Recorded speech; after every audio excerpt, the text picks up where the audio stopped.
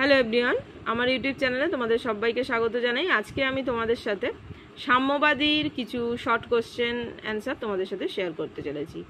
এগুলো তোমাদের অনেকেরই জানা, তাও একবার দেখে নাও যে এগুলো মনে আছে কিনা। সাম্যবাদী কবিতাটি কবির যে কাব্যগ্রন্থ থেকে নেওয়া হয়েছে সেটা হচ্ছে সাম্যবাদী। বিভিন্ন যুগে অবতীর্ণ মহাপুরুষকে বলা হয়, দেখো, বিভিন্ন যুগে অবতীর্ণ মহাপুরুষকে বলা হয় যুগাবতার।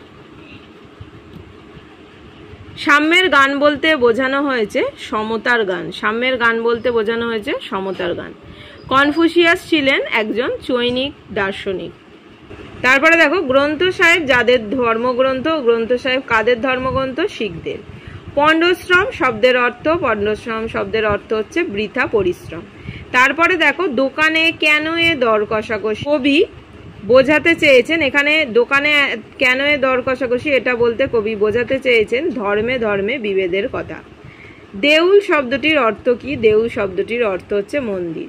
বাঁশির কিশোর হলেন, এখানে বাঁশির কিশোর বলতে কাকে বোঝানো হয়েছে? বাঁশির কিশোর বলতে শ্রীকৃষ্ণকে বোঝানো হয়েছে।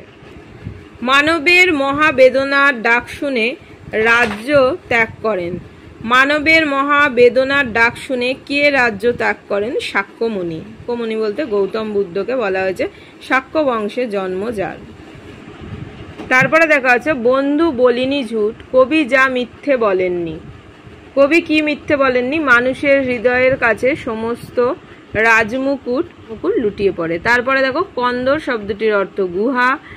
আরব দুলাল বলতে যাকে বোঝানো হয়েছে, আরব দুলাল বলতে কাকে বোঝানো হয়েছে? হযরত মুহাম্মদকে। তারপরে দেখো, সাম্যবাদী কবিতায় মোট পংক্তি সংখ্যা।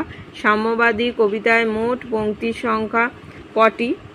দেখো, 32টি। তারপর হচ্ছে সাম্যবাদী কবিতাটি যে ছন্দে লেখা, সাম্যবাদী কবিতাটি মাত্রাবৃত্ত ছন্দে লেখা।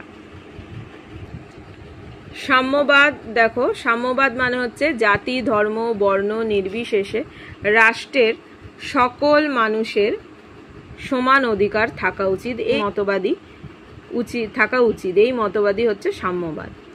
পার্সি, দেখো, পারস্য দেশের বা ইরানের নাগরিক। সাম্য মানে কি? সাম্য মানে হচ্ছে সমতা।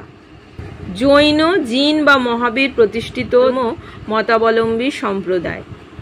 ইহুদি হচ্ছে, ইহুদিরা ইসরায়েল জাতির অন্তর্গত, এর জাতিগতভাবে ইহুদি ধর্মের, কিন্তু এরা অনুসারী।